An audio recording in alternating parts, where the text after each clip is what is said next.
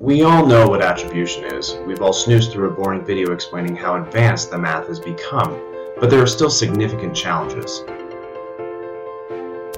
One of the biggest challenges is identifying and attributing credit to offline touchpoints.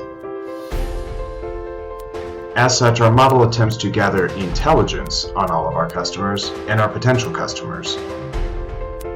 Intelligent information is more than just how many clicks or the number of web visits.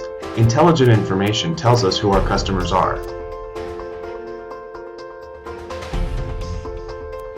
Everything you do online is being tracked or traced by somebody. We could get into a lengthy and boring discussion on how cookies and trackers work, but for example, Google knows your search history, Facebook knows your best friends, and Instagram knows whose profile you're secretly visiting in the dead of night. Be careful not to accidentally double tap any old posts. The first differentiating component in our model is the call for agreements with the expert data aggregators to synthesize the wells of information that we currently don't use. The model first synthesizes social media activity to build a projected profile of preferences for each potential customer.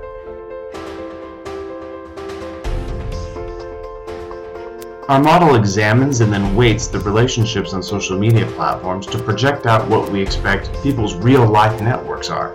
That way we can route the impact of an individual user's opinion on others. It would be impossible to actually track offline brand equity. But we can use the data about individuals and the other people with whom they interact most frequently and intently to make some expectations about the influence of offline interactions.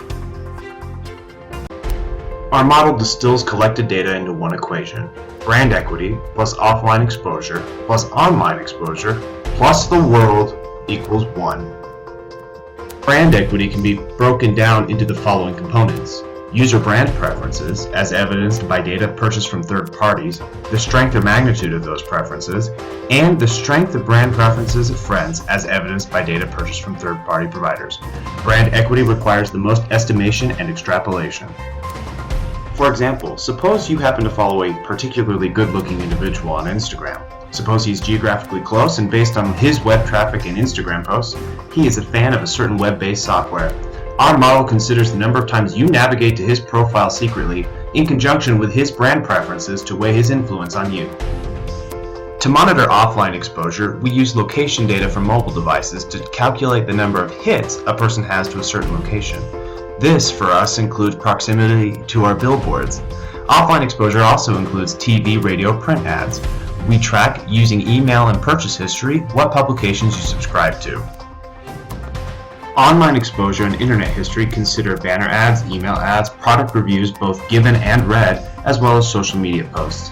The depth of user exposure increases the weight. For example, a banner ad displayed is weighted less than a banner ad clicked.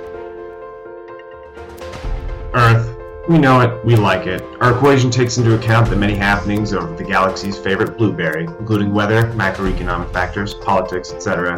Naturally, factors that negatively impact the business have negative weights. The opposite is true for those with positive impacts.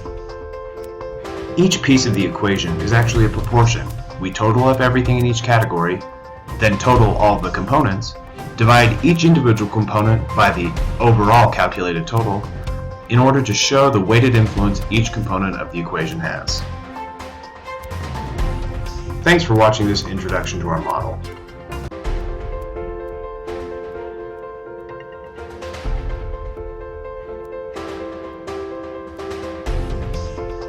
Go to the slides now.